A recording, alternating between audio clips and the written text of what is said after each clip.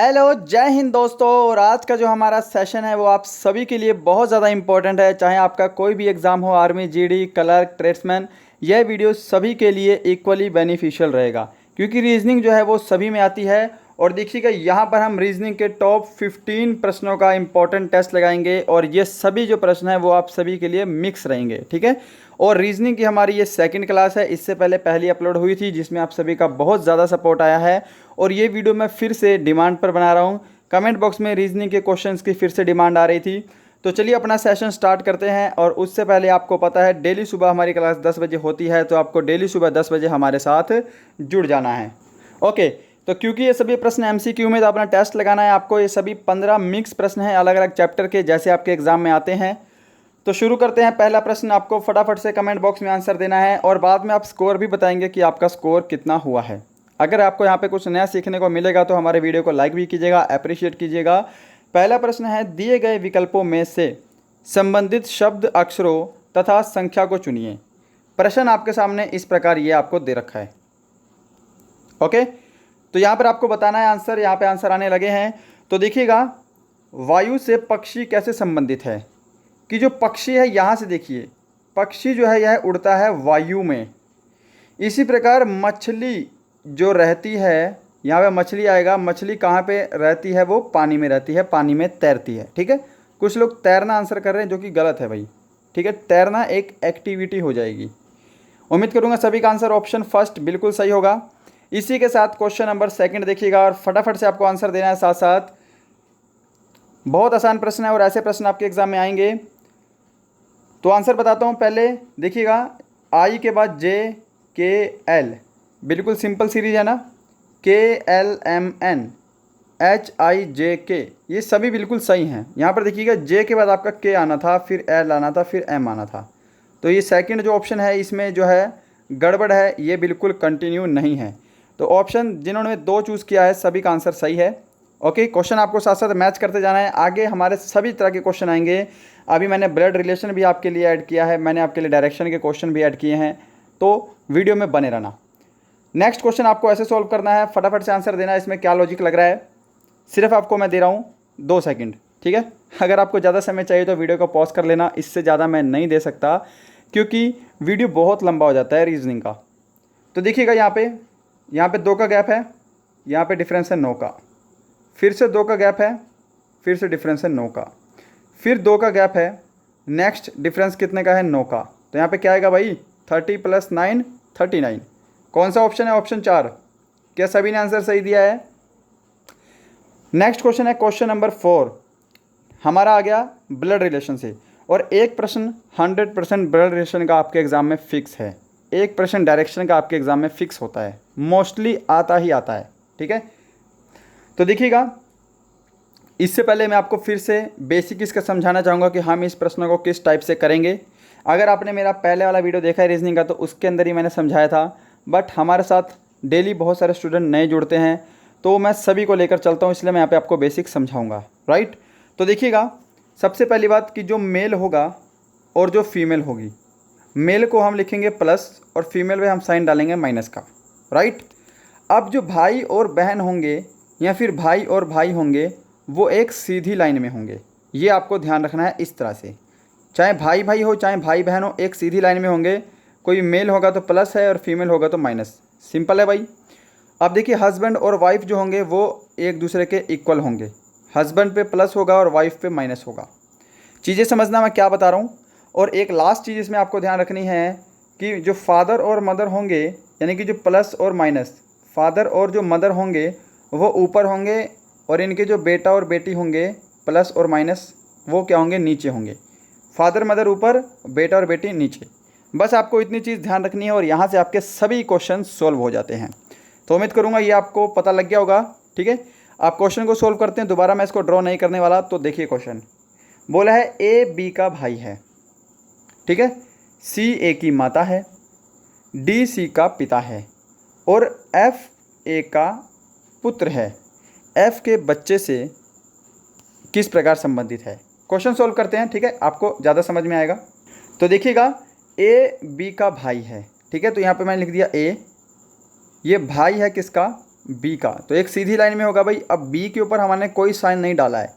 हमने क्यों नहीं डाला? क्योंकि बी का हमको जेंडर नहीं बताया है कि बी लड़का है या लड़की है, ठीक है।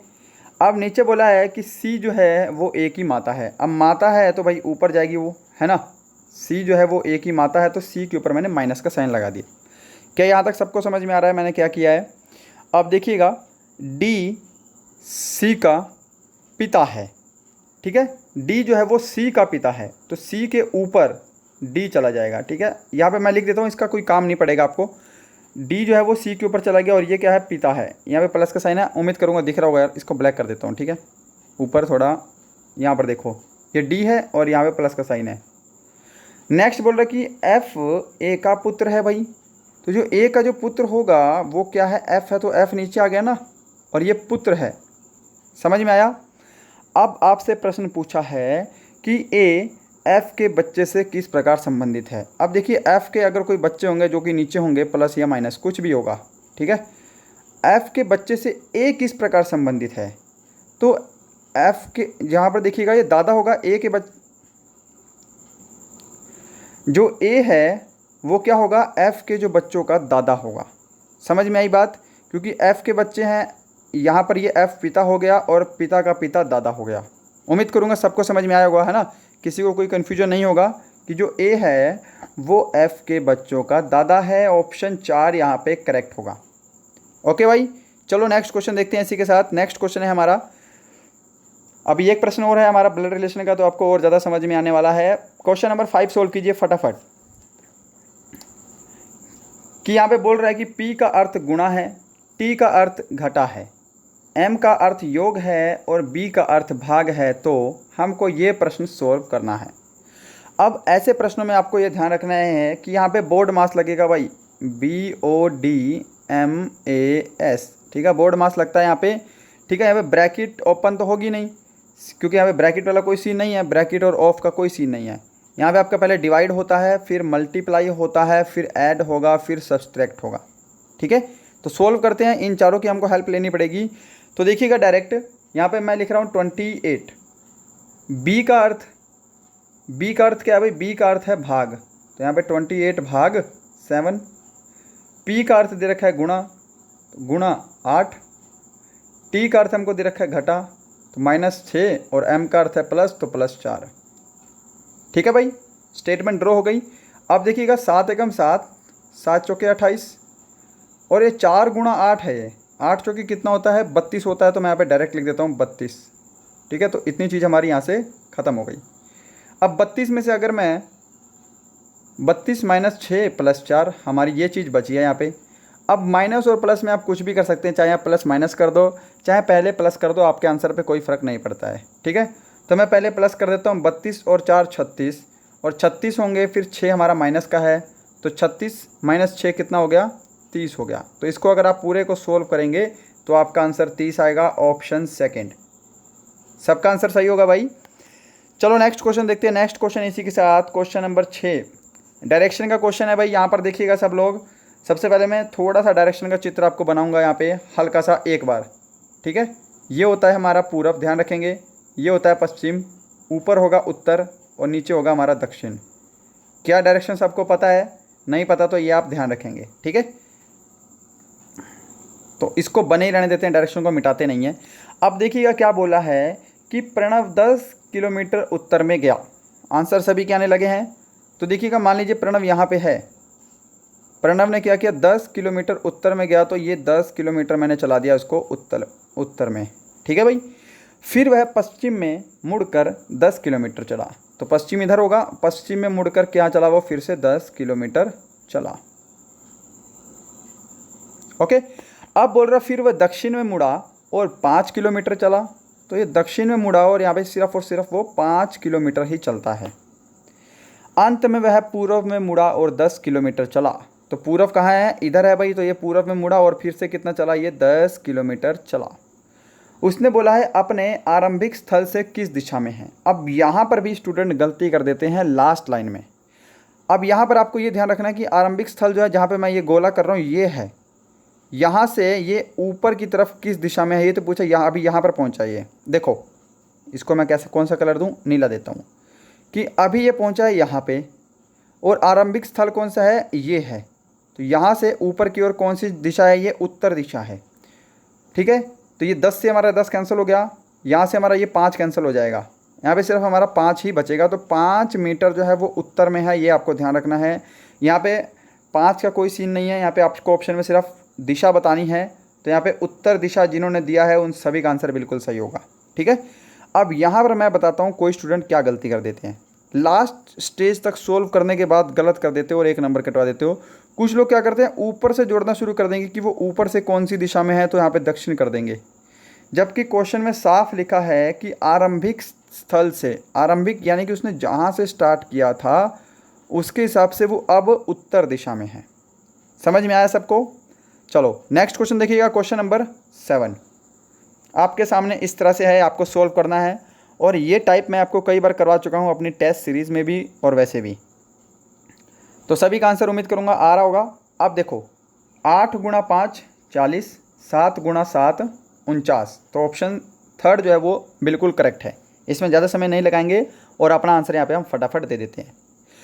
क्वेश्चन नंबर 8 देखिएगा, और साथ साथ आपको बता दूं कि यदि आपको हमारी इस वीडियो का PDF चाहिए तो डिस्क्रिप्शन में आपको हमारे टेलीग्राम का लिंक मिलेगा, वहाँ से आप जाकर इसकी बिल्कुल फ्री में PDF डाउनलोड कर सकते हैं और बाद में भी आप अपनी प्रैक्टिस जो है वो कंटिन्यू कर सकते हैं। ठीक है, और अगर आप चाहें तो मुझे इंस्टाग्राम पर भी फॉलो कर सकते हैं, इंस्टाग्राम का भी लिंक आपको हमारे डिस्क्रिप्शन में ही मिल जाएगा। राइट, तो देखिएगा इस क्वेश्चन को कैसे सोल्व करेंगे। अगर आपने अभी तक लाइक नहीं किया तो please like share and subscribe ज़रूर करें। क्वेश्चन नंबर 8 ये हमको दे रखा है इस तरह से, और हमको बताना है इसी लॉजिक के अनुसार इन चारों ऑप्शन में से कौन सा बिल्कुल फिट बैठ रहा है। तो देखो 6 गुणा 2 6 दूनी 12 और 6 तिया 18 यानी कि गुणा 3 है।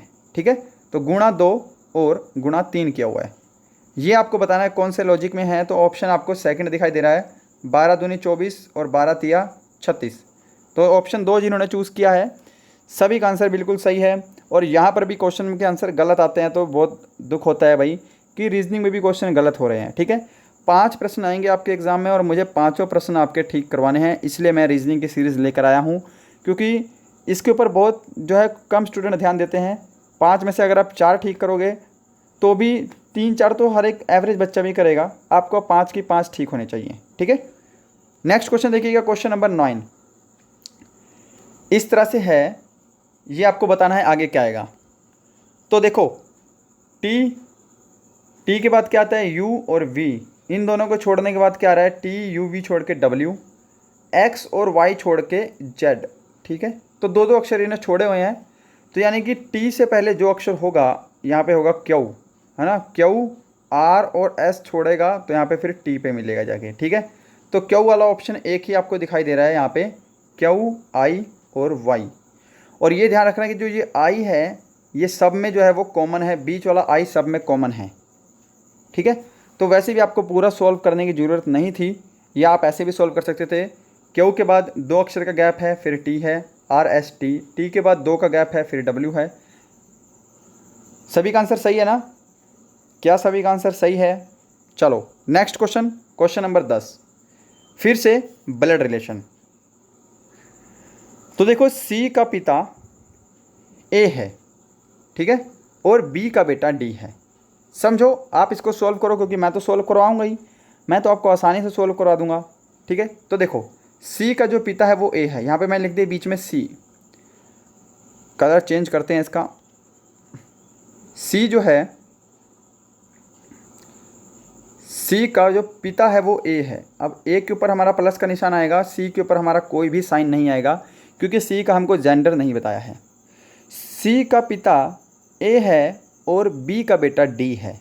ठीक है, अभी बी वाले को हम नहीं लिखेंगे। अब देखो ए का भाई ई है, यानी कि ए जो है इसका भाई क्या है, ई है। ठीक है, अब ब्रदर वाला होगा, ब्रदर और सिस्टर का तो सीधी लाइन में होगा, ये भी भाई है तो ये भी हमारा ई प्लस का साइन हो गया। डी की बहन सी है, यानी कि सी जो है वो बहन है, और किसकी बहन है भाई, डी की बहन है। समझ गए इतनी बात? अब डी वाली हमने एक लाइन ऊपर पढ़ी थी, ये वाली, कि बी का बेटा डी है। अब डी जो है वो बेटा है किसका, बी का। अब आपको दिख रहा होगा कि अगर डी सी का भाई है तो जो ए है वो डी का पापा होगा, है ना, पिताजी होंगे। अब डी जो है वो बी का भी बेटा है, तो बी क्या होगी, डी की मदर होगी। ठीक है, तो यहाँ पे समझ में आया, जो बी है वो डी की मदर होगी। ठीक है, अब देखो यहाँ से सीधा पूछा आपसे कि ई बी से किस प्रकार संबंधित है, कि जो ई है वो ई के साथ बी किस प्रकार संबंधित है। तो जो बी है वो ई की क्या होगी भाई, भाभी होगी। ठीक है, तो यहाँ पे कौन सा ऑप्शन फिट बैठ रहा है, ऑप्शन ए फिट बैठ रहा है, क्योंकि ई जो है वो ए का भाई है और ए की पत्नी जो है वो बी है, तो बी क्या है, ई की भाभी होगी। ठीक है, उम्मीद करूँगा ये रिलेशन तो सभी को पता होगा और सभी ने आंसर सही दिया। यहाँ पे कुछ कुछ का भी आंसर गलत आ रहा है, शायद आपने अभी तक ये लॉजिक नहीं देखा, तो मैंने चौथा या पांचवा क्वेश्चन आपको कराया है। अगर आप अभी जुड़े हैं तो चौथा और पांचवा क्वेश्चन देखिएगा इसी वीडियो में, उसका मैंने आपको इसका बेसिक समझाया है। Next question number 11। अब प्रश्न है कि प्रश्न संख्या 11 और 12 दिए गए प्रश्नों से हल करें। अब प्रश्न आपको यहाँ पर दे रखे हैं 11-12, आपको इकट्ठे प्रश्न सोल्व करने हैं कि 5 लड़के फ़ोटो खिंचवाने के लिए एक बेंच पर बैठे हैं। सचिन राम के बाएं हैं और बीना के दाएं हैं। मोंटी राम के दाएं हैं। राम और मोंटी के बीच में रोनी है। तो आपको बताना है फ़ोटो में बाएं से दूसरे स्थान पर कौन है। तो भाई ये छोटी सी पज़ल है, बहुत आसानी से हम इसको सोल्व कर लेंगे। तो देखिएगा कैसे करना है कि सचिन राम के बाएं हैं, तो यहाँ पे मैंने राम लिख दिया, राम के बाएं यानी कि लेफ्ट में क्या है, सचिन है। अब देखिएगा ये सचिन है ना, यहाँ पे थोड़ा सा गैप दे दिया करो, आप बिल्कुल चिपका के मत रखा करो कि हमको क्या पता कि अगली लाइन में आपको बीच में भी कोई बंदा एडजस्ट करने को बोल दे, तब आप कैसे करोगे। इसलिए शुरू में ही थोड़ा सा गैप दे दिया करो। अगर आप यहाँ पर भी लिखोगे तो भी ये बाएं ही होगा। ठीक है, तो कोई दिक्कत नहीं है। नेक्स्ट लाइन बोल रहा है कि सचिन राम के बाएँ हैं और बीना के दाएँ हैं, यानी कि यहाँ पर क्या होगी भाई, यहाँ पर बीना होगी और बीना के दाएँ कौन है, सचिन है, तो दाएँ में हो गया। ये समझ में आया।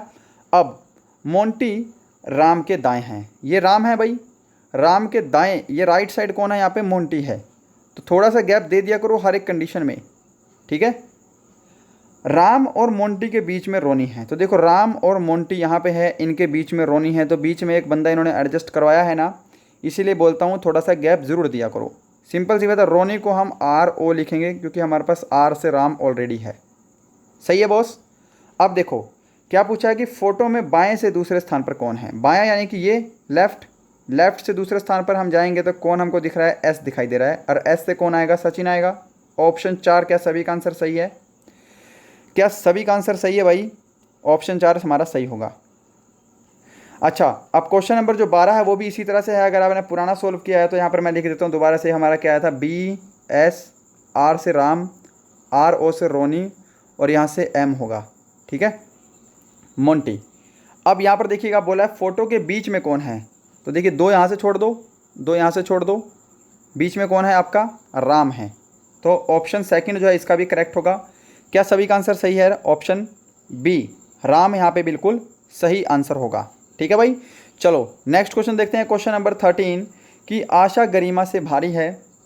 ऐसे क्वेश्चन को आप कैसे करेंगे, भारी है या फिर आपसे बोल सकता है कि वो उससे लंबा है, वो उससे छोटा है।